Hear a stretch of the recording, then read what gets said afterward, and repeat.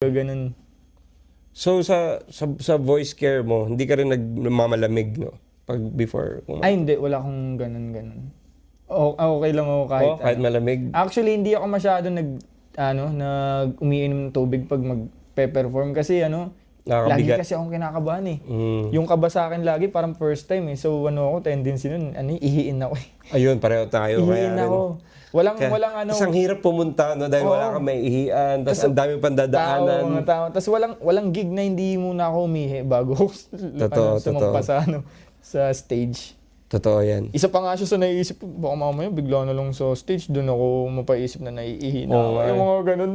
Pero wala namang nangyaring ganun. Hindi kasi pag nasa stage ka na, parang nagsha-shut off lahat yan eh. Sipon, ubo, May enjoy mo na siya saka ihi. May enjoy mo na yung process, tapos harapin mo na yung kaba mo doon. Oo. Tapos wala ka nang ibang Mawawala siya, magagawa, kundi tapusin yun. Parang ganun. Mawawala talaga siya eh. Ano lang siya, mga urge lang siya talaga minsan before eh. Parang naiihi ba ako? Parang hindi naman ah. Kaya actually, yung mga ihi ko nga, pag magpe-perform na ako, napakaunti na lang eh. Parang diba? Ano na lang siya eh, parang kaba na lang siya or para na lang siyang ritual na lang na hindi, CR na lang kaba ako. na talaga, doon na siya galing sa kaba. Okay, sige.